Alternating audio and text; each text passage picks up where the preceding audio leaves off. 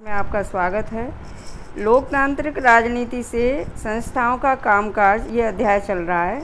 इस में मैंने कल आपको ये समझाया था कि किस तरह से यानी सभी जातियों को बराबर स्थिति में लाने के लिए, क्योंकि समाज में कुछ पिछड़ी हुई थी, तो इसके लिए पिछड़ी जाति को भी सबके बराबर लाने के लिए जो है द्वितीय पिछड़ी जाति आयोग की स्थापना हुई थी 1979 में जो है।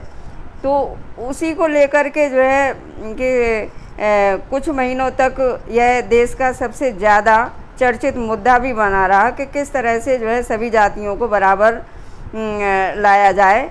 और सभी अखबार और पत्र पत्रिकाओं में इस मुद्दे पर तरह तरह के विचार भी आए, बहस चली। इसके चलते कई प्रदर्शन और जवाबी प्रदर्शन भी हुए और इनमें से कुछ हिंसक भी थे।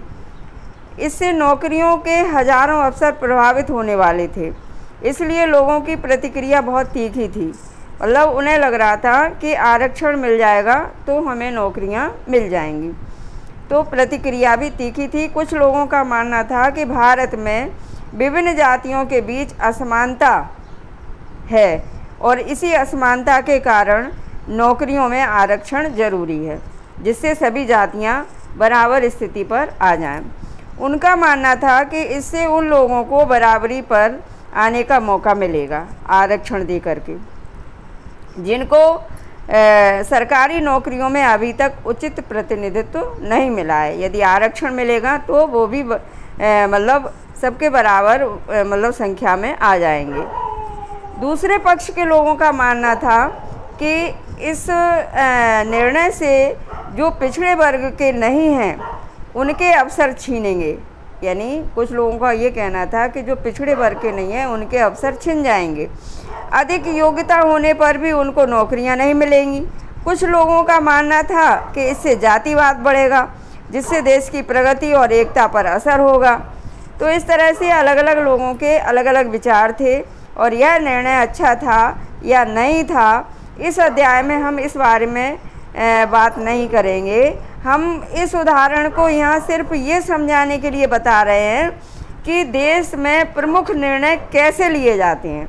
देश में प्रमुख निर्णय कैसे लिए जाते हैं, इसके लिए जो संस्थाएं हैं वो काम करती हैं। और संस्थाएं कौन कौन सी? व्यवस्थापिका, कार्यपालिका और न्यायपालिका। फिर इस विवाद का निपटारा किसने किया? आप जानते हैं कि सरकारी निर्णय से उठने वाले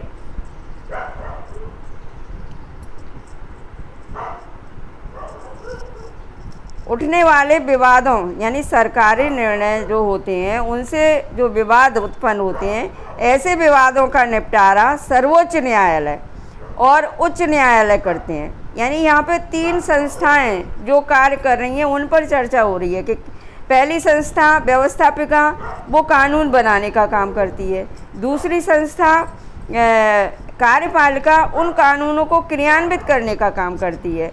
और यदि कोई कानून विवादों वाला हो जाए, विवादों से ग्रस्त हो जाए, तो ऐसे कानूनों का निपटारा सर्वोच्च न्यायालय करता है। और सर्वोच्च न्यायालय और उच्च न्यायालय, इस आदेश के विरोधी कुछ लोगों और संस्थाओं ने अदालतों में कई मुकदमे दायर किए और उन्होंने अदालत से इस आदेश को अवैध घोषित करके लागू होने से रोकने की अपील की कि इस तरह ये आदेश अवैध है। उन्होंने अदालत से इस आदेश को अवैध घोषित करके उसे मतलब लागू होने से रोकने की अपील की। भारत के सर्वोच्च न्यायालय ने इन सभी मुकदमों को एक साथ जोड़ दिया और इस मुकदमे को इंदिरा शाहनी एवं अन्य बनाम भारत सरकार मामला कहा जाता है। सर्वोच्च न्यायालय के 11 सबसे वरिष्ठ न्यायाधीशों ने दोनों पक्षों की दलीलें सुनी और उन्होंने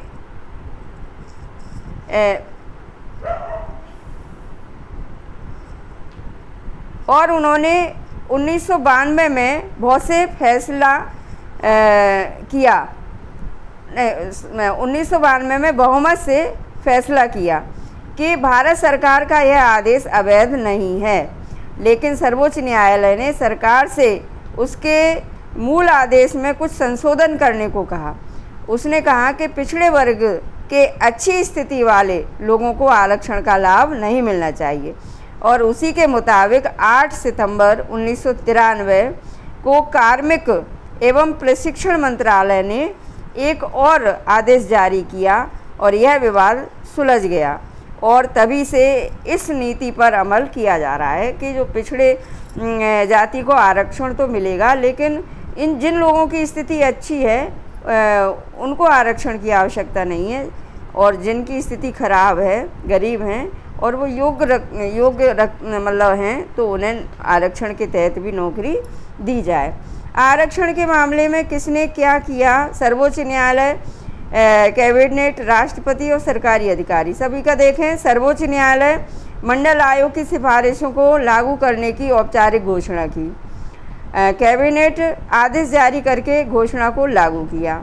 राष्ट्रपति 27% आरक्षण देने का फैसला किया और सरकारी अधिकारी आरक्षण को वैध करार दिया। तो इस तरह से ये मतलब आरक्षण पर ये कानून बन करके तैयार हुआ। तो बच्चों, आज की क्लास यहीं समाप्त होती है। धन्यवाद।